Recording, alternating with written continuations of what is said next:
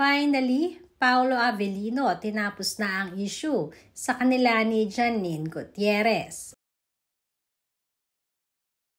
Laman ng bawat social media ngayon ang pangalan ni Paolo Avellino at Kim Chiu. At sa una pa lang na pagsasama ng kanilang love team ay talaga naman patok na ito sa mga netizens. Subalit hindi rin naman mayaalis na kasunod nito ang pangalan ni Janine Gutierrez. Matatandaan kasing pinag-usapan noon ang sinasabing naging relasyon ni Janine at ni Paolo at ang di umano'y pagpapropose ni Paolo kay Janine Gutierrez.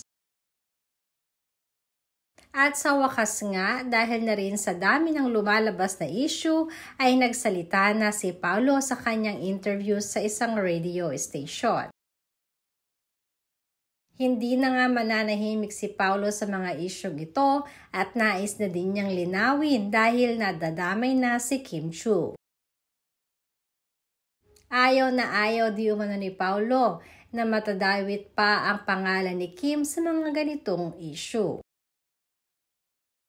Kaya naman mariing pinabulaanan ni Paolo ang naging relasyon nito kay Janine Gutierrez.